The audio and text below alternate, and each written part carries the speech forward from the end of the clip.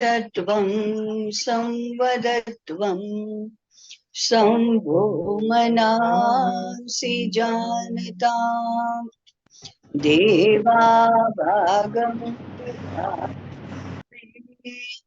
संजानाना उपासते समानो मंत्रः समिति समानी Recording in progress.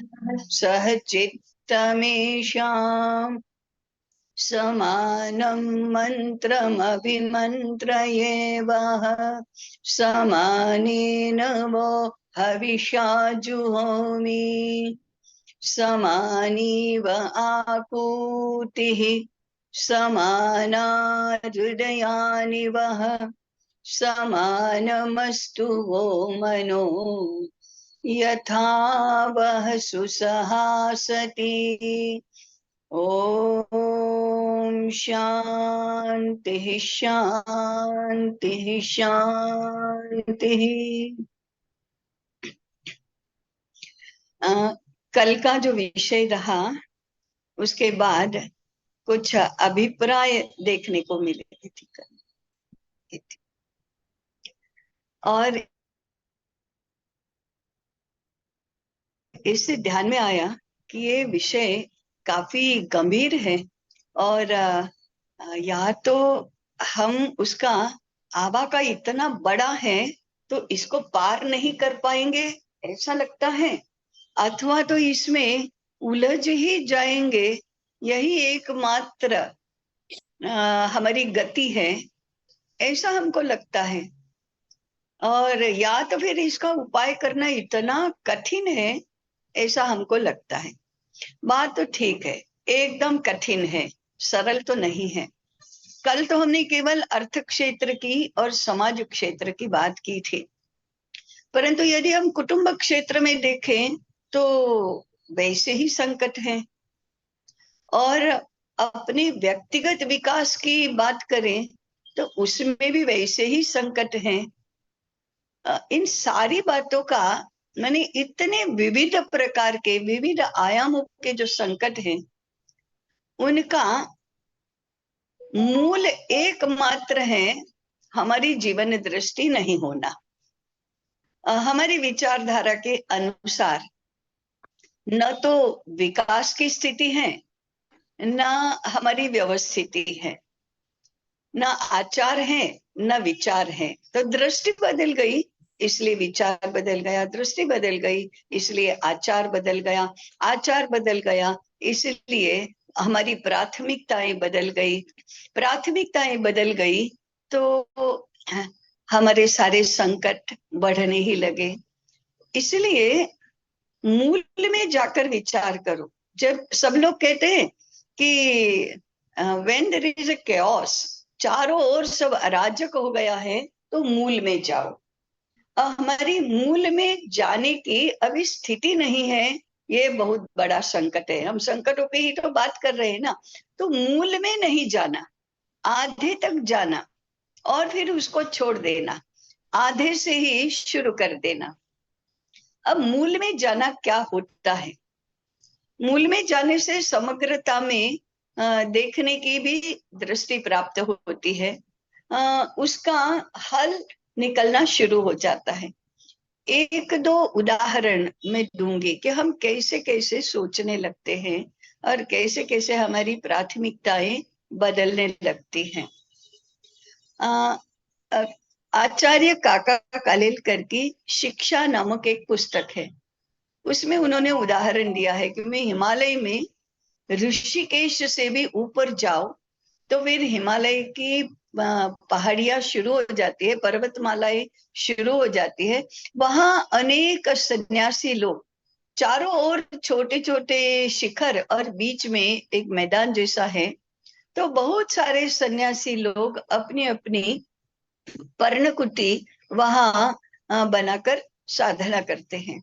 और फिर उसमें बीच में बड़ा एक खुला स्थान होता है जहाँ कोई वरिष्ठ सन्यासी उपदेश भी करता है, वेदांत का तत्व ज्ञान भी सिखाता है। ऐसे वहां स्वाध्याय और तपश्चर्या चलती है। तो ब्रिटिश सरकार में किसी ने किसी को बताया, अधिकारी को, अरे ये सारे सन्यासी निठल्ले हैं, कोई काम करते नहीं, और भिक्षा का खा खा कर उनका स्वास्थ्य और शक्ति भी अच्छी आ गई है, उनको तो फौज में भर्ती करो। तो ऐसा जब सुना कि हमें हमें पकड़ने के लिए फोर्स आ रहा है, तो सारे सन्यासी अपने अपनी पर्णकुटी नष्ट करके, तोड़ करके हिमालय में ऊपर पहाड़ियों में कहीं चले गए। और फिर कुछ समय के अंतराल के बाद जब देखा कि पुलिस तो चले गए हैं, तो वापस आकर फिर से अपनी पर्णकुटी बनाकर वहां साधना करने लगे। आचार्य काका कालेलकर का कमेंट है कि वहां यदि पर्णकुटी के स्थान पर अच्छे सीमेंट कंक्रीट के भवन होते, सर्व सुविधाओं से संपन्न, तो ऐसे छोड़कर जाने का विचार कोई नहीं करता। अपनी सुविधाओं को, अपनी एसेट को बचाने के लिए वो समझौते करने के लिए तैयार हो जाते, नेगोशिएशंस करते, और कहीं थोड़ा अपना छोड़कर थोड़ा उनका अपना कर फिर उचित समय आने की प्रतीक्षा करते रहते। ये आजकल हमें सर्वत्र दिखाई देता है। मूल कारण क्या है? हमने अनावश्यक सुविधाएं बढ़ा दी, अनावश्यक व्यवस्थाएं बढ़ा दी, अनावश्यक आवश्यकताएं बढ़ा दी, और फिर इसके बिना तो कैसे चलेगा, ऐसा हमारा मानस हो गया। ये इसके बिना, ये तो बैर मिनिमम है, ये बैर मिनिमम का अंक बढ़ता जाता है, बढ़ता जाता है, और फिर हम उसको प्राथमिकता देने लगते हैं और समझौते करने लगते हैं। हमारी समझ में नहीं आता कि हम कहाँ कहाँ, क्यों क्यों, कैसे कैसे समझौते करते रहते हैं, अपने साथ भी, अपने आसपास के जगत के साथ भी। और हमारी प्रायोरिटीज बदल जाती हैं, और फिर हम प्रतीक्षा करते हैं अनुकूल परिस्थिति निर्माण होने पर फिर हमने जो तय किया है वो हम कर सकेंगे। ये बहुत सूक्ष्म मानसिक ऐसी अवस्था है जो मूलतः अस्पष्ट विचारधारा के कारण से ही, स्पष्ट समझ नहीं सकने के कारण से ही, या मूल में जाकर थ्रेड बैर चिंतन नहीं करने के कारण से ही जन्मा हुआ है। तो आज हमारी सारी व्यवस्थाओं पर मूल में जाकर थ्रेड बैर चिंतन नहीं करने का संकट निर्माण हुआ है। दूसरा एक उदाहरण बताती हूँ कि कैसे हमने समग्रता में देखना छोड़ दिया है, आधुनिकता के नाम पर और सुविधाओं के नाम पर। हमारे यहाँ ड्रेनेज सिस्टम होती है। पहले गांवों में ओपन ड्रेनेज सिस्टम होती थी। ड्रेनेज सिस्टम भी कहीं तो नहीं होती थी, पानी सारा खुले में चला गया। अब ड्रेनेज होता है गंदे पानी की निकासी के लिए, तो गंदा पानी भी खुले में चला दिया। बर्तन साफ किए, आंगन में पानी बिखेर दिया, कपड़े धोए, आंगन में पानी बिखेर दिया, स्नान किया, वो बाहर ही बाहर चला गया। ऐसे घर घर धोया, कुछ भी धोया, वही वैसे ही पानी चला गया। ऐसा पानी जब भूमि पर पड़ता है तो कुछ पानी तो भूमि सोख लेती है, कुछ पानी हवा से सूख जाता है, हवा में मिल जाता है, कुछ सूर्य प्रकाश में चला जाता है, माने उसकी बाष्प बनती है, तो शुद्धि भी हो जाती है।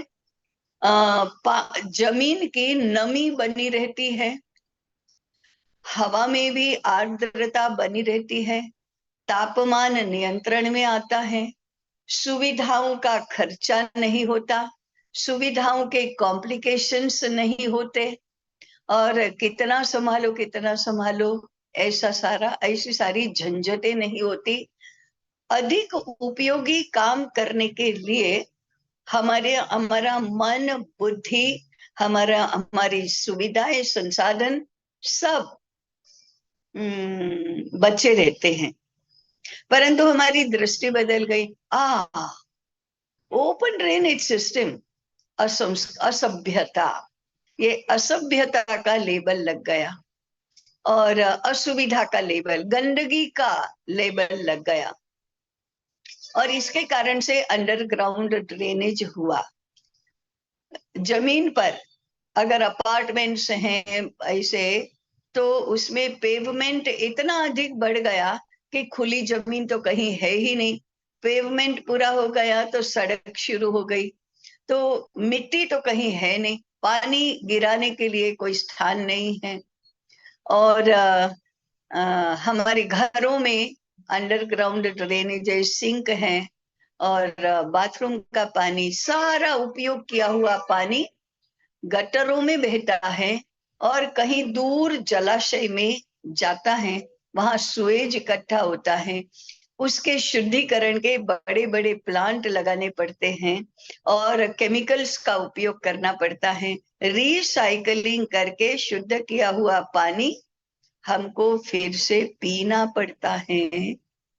ये शुद्ध होता ही नहीं है, ये आभासी शुद्धि, केमिकल्स के से की हुई शुद्धि, यंत्रों से की हुई शुद्धि, ये तो शुद्धि है ही नहीं।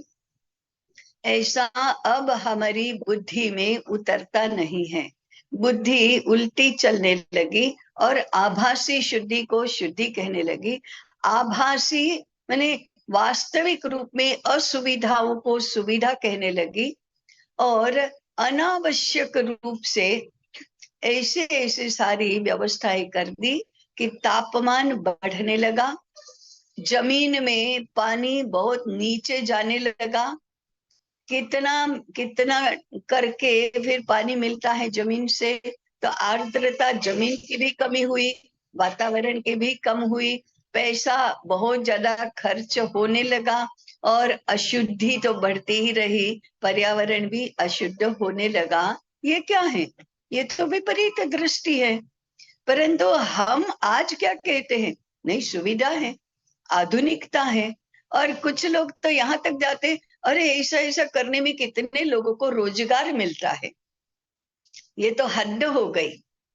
अब ये जो विपरीत बुद्धि और असुविधा को सुविधा कहना, आभासी सुविधाओं की दुनिया में रहना, इसको आधुनिकता कहना, ये संकट प्राकृतिक नहीं है, ये संकट मानव सर्जित है। क्यों ऐसा संकट निर्माण हुआ? हम विपरीत दृष्टि से तो समझने ही लगे, परंतु किसी भी बात के मूल में नहीं जा रहे हैं। किसको अच्छा कहना, किसको सुविधा कहना, किसको आवश्यकता कहना, इसका कोई मापदंड हमारा सही नहीं रहा। तो ये सही मापदंडों का अभाव, ये बहुत बड़ा संकट है। इसी के कारण से हमने सारे दूसरे व्यावहारिक संकट निर्माण कर दिए हैं। क्यों? भवन रचना ऐसी कैसे हो गई, यातायात की व्यवस्था ऐसी कैसे हो गई, वस्तुओं के उत्पादन की व्यवस्था ऐसे कैसे हो गई, और उपभोग की व्यवस्था, उपभोग की मानसिकता ऐसे कैसे हो गई। काम नहीं करना अच्छा है ऐसा विचार कैसे आने लगा, काम करवाना ज्यादा अच्छा है, वो साहेब बनना होता है, ये कैसे आ गया? हम जानते हैं विपरीत शिक्षा का यह परिणाम है। परंतु विपरीत शिक्षा केवल जानकारी तक सीमित नहीं है, माइंड सेट तक सीमित, माइंड सेट तक जा पहुंची है और केवल अपने में ही सीमित नहीं रही, वह व्यवस्थाओं में पहुंच गई, यह व्यवहारों में पहुंच गई। अब तो हम सही गलत छोड़कर व्यवस्थाओं के अनुकूल बनना यही सीख गए हैं। व्यवस्थाओं के अनुकूल बनो, व्यवस्थाओं को अपने अनुकूल न बनाओ, ये सीख गए हैं। और फिर धीरे धीरे स्वार्थ के सारे मापदंड व्यावहारिक लगने लगे। हाँ, सब लोग अपना अपना ही तो विचार करेंगे, अपने ही करियर का विचार तो करेंगे, सबका भला थोड़े ही सोचेंगे। क्यों सोचेंगे? सब सब अपना अपना भला सोच लेंगे ना, हमें सबकी चिंता करने की क्या आवश्यकता है? इसको स्वाभाविक माना जाने लगा। माने छोटे से अपने स्वार्थ से ऊपर उठना अव्यावहारिक है। और फिर कारण क्या? अरे कोई ऐसा नहीं सोचता, हम अकेले ऐसा सोचकर क्या करेंगे। अब ये हमारी रोज की भाषा है, हम ऐसे ही बोलते हैं, ऐसा ही व्यवहार करते हैं। एक बार बस के प्रवास में मेरे आगे की सीट पर दो इंजीनियर्स बातें कर रहे थे और कांग्रेस ने माने कांग्रेस की बहुत बुराई कर रहे थे। मैं बहुत वर्षों पहले की बात करती हूँ।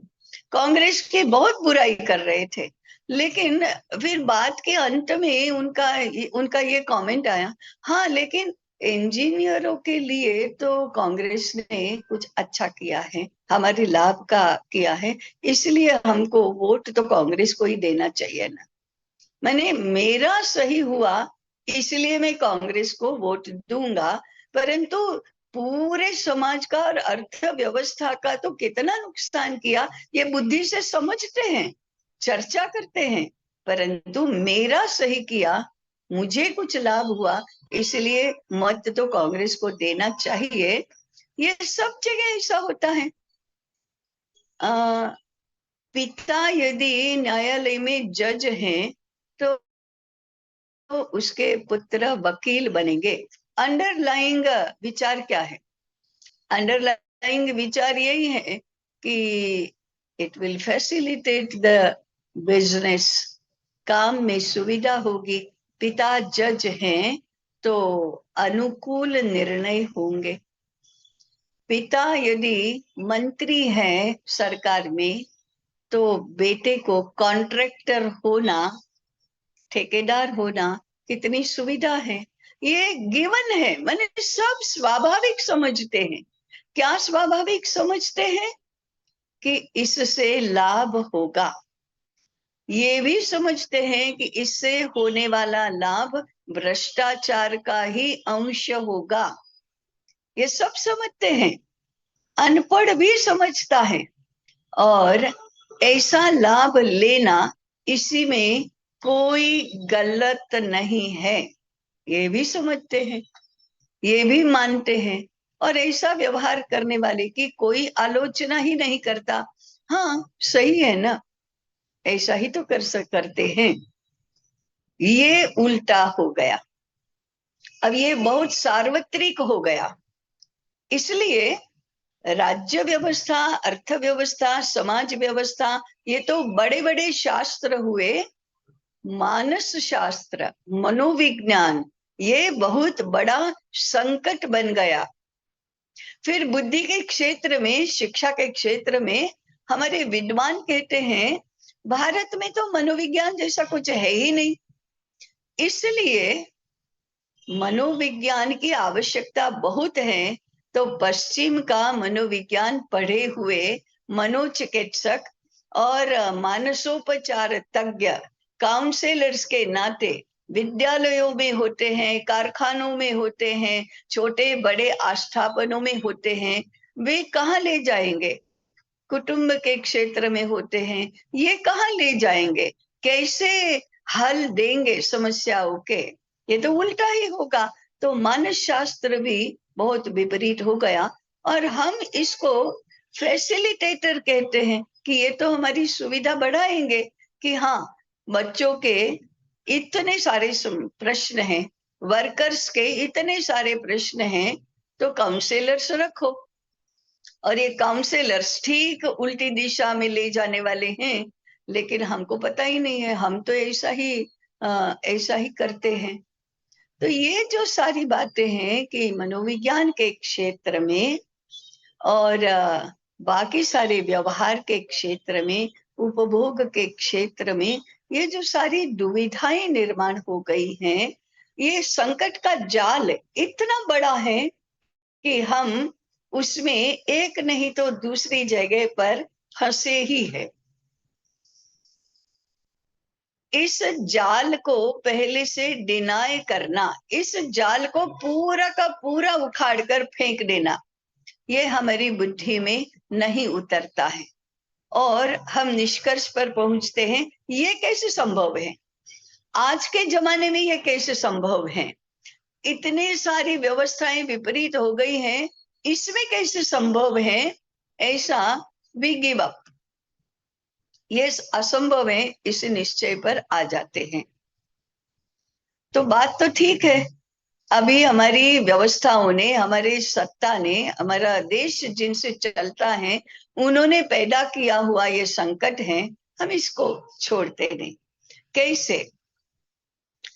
संघ के स्वयंसेवक हूँ, शिक्षा क्षेत्र के कार्यकर्ता हूँ, भारतीयता के पक्षधर हूँ, और इसके लिए बहुत अध्ययन, चिंतन, मनन करते हूँ, उसके लिए कहीं प्रयोग भी करते हूँ, इसके लिए बहुत समय भी देते हूँ, श्रम भी करते हूँ, तो भी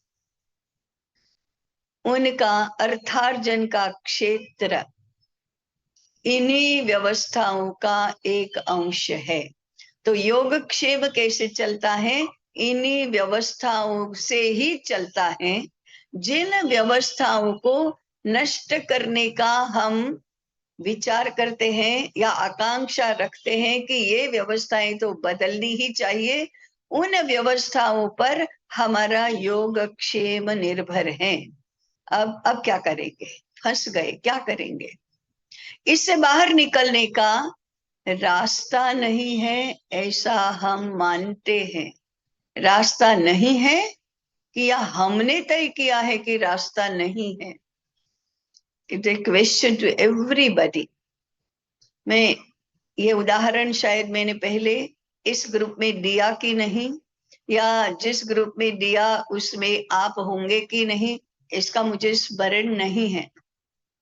परंतु हमारी शिक्षा, हमारी विकास की कल्पना, हमारी विकास की आकांक्षाएं, हमारी सबकी स्वतंत्रता है, व्यक्ति की स्वतंत्रता है, इसका स्वीकार, इसी सिद्धांत का स्वीकार, इसमें अच्छाई है, इसमें आधुनिकता है, ऐसा हमारा मानस, उसने कैसे संकट निर्माण किए हैं।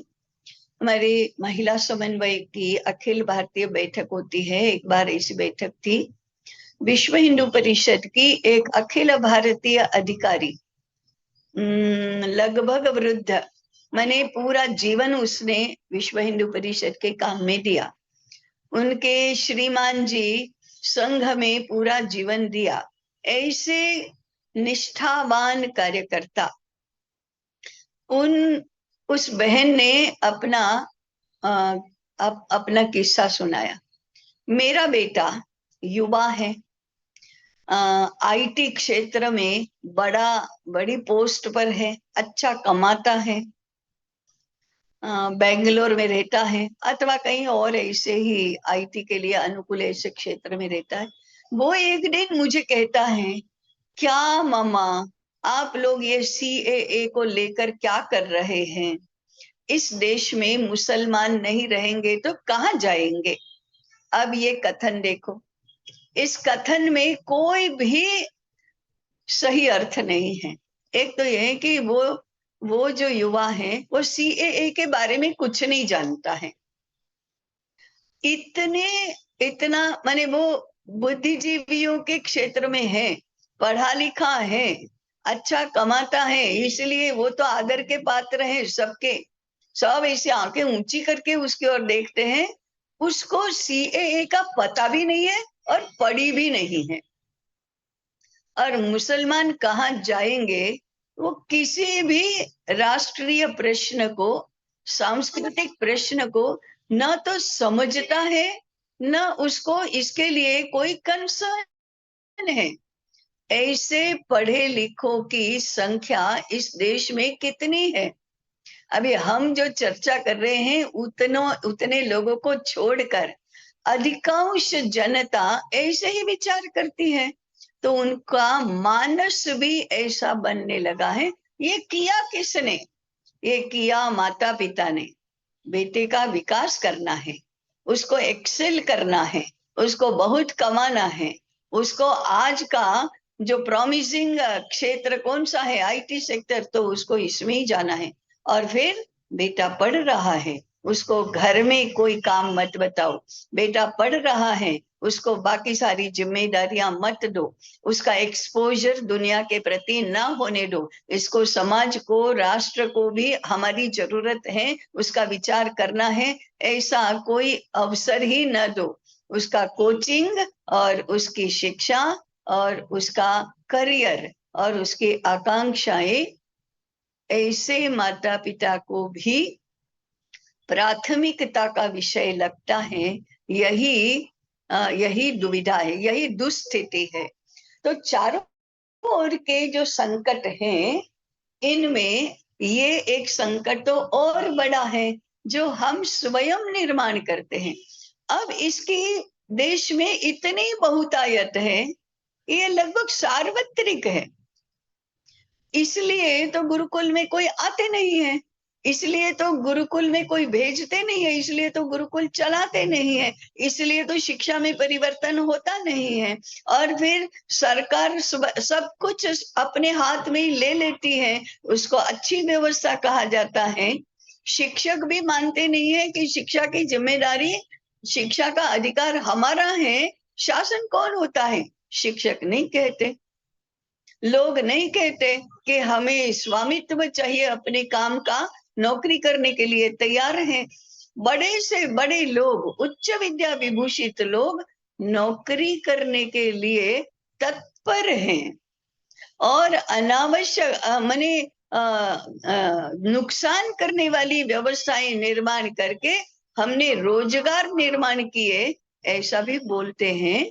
ये वैचारिक इतना उलझाव है, इतना कॉम्प्लिकेशन है, और जो सुलझाने के लिए बैठे हैं उनके पास समय नहीं है, उनके पास स्थिरता नहीं है, उनके पास धैर्य नहीं है कि मूल में जाओ और विचार करो। और फिर उतना साहस नहीं है कि हम जो भी हो मूल में जाकर जो सही है और जो लाभकारी है, और वो जो एक को नहीं सबके लिए लाभकारी है, उसे ही करने में लगेंगे, चाहे जितना समय लगे, चाहे जितना, माने अनंत काल तो नहीं होता है, परंतु हमारी कल्पना में जो हम स्पैन ऑफ टाइम तय करते हैं उससे अधिक लगे, ऐसा हम सोच नहीं पाते। तो चारों ओर का ये जो हमारे पर आक्रमण हो रहा है, व्यवस्थाओं का और मानसिकता का, ये सब, इसके सबके मूल में शिक्षा है, ये बात मान्य है।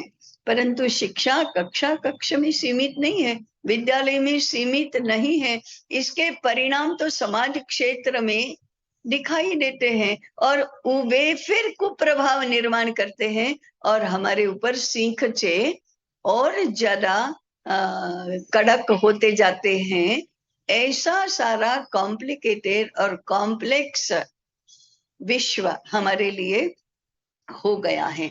अब बात तो ठीक है, इसमें से रास्ता निकालना कोई सरल बात तो नहीं है, परंतु हमारी बुद्धि ऐसी समग्रता में देखने वाली होनी चाहिए कि जिससे हम जरा धैर्य पूर्वक, शांति से, एकाग्रता से, साहस पूर्वक कुछ उपायों का विचार कर सके। उपाय नहीं है ऐसा कभी होता नहीं है, उपाय हैं, हमसे ही होने वाले हैं। हमें उपाय के बारे में हमारी सिद्धता करनी है, ऐसा करेंगे तो इन संकटों से हम पार पाएंगे। ऐसा नहीं किया तो कितना भी हम प्रयास करते रहे, ज्यादा उलझते जाएंगे और रास्ते से भटक भी जाएंगे। इसलिए मैंने ऐसे संकटों का अभी उल्लेख किया है। तो और भी थोड़ा और सूक्ष्मता से विचार करते जाएंगे तो और बातें हमारे ध्यान में आती जाएंगी। आवश्यकता है शांति से, एकाग्रता पूर्वक, साहस पूर्वक स्थिति को देखो, समझो और मूल में जाकर उपायों का चिंतन करो। इतना हो जाने के बाद लागू करने का रास्ता भी हमारे लिए स्पष्ट हो जाएगा, साफ हो जाएगा, सरल हो जाएगा। यही रुकते हैं। कल रविवार है, प्रश्नोत्तरी का दिन है। प्रश्न आए तो हैं और भी आज का दिन है, आ सकते हैं। ओम संगच्छध्वं संवदध्वं शंभो मनांसि जानता देवान् भागं यथा पूर्वे संजानाना उपासते समानो मंत्रः समिति समानी समानं मनः सह चित्तमेषां समानं मन्त्रमभिमन्त्रयेवः समानेन वो हविषा जुहोमि समानी व आकूतिः समाना हृदयानि वः समानमस्तु वो मनो यथा वः सुसहासति। ओम शांति शांति शांति। सबको नमस्कार। नमस्कार। नमस्कार। प्रणाम ताई जी। प्रणाम प्रणाम ताई। प्रणाम ताई।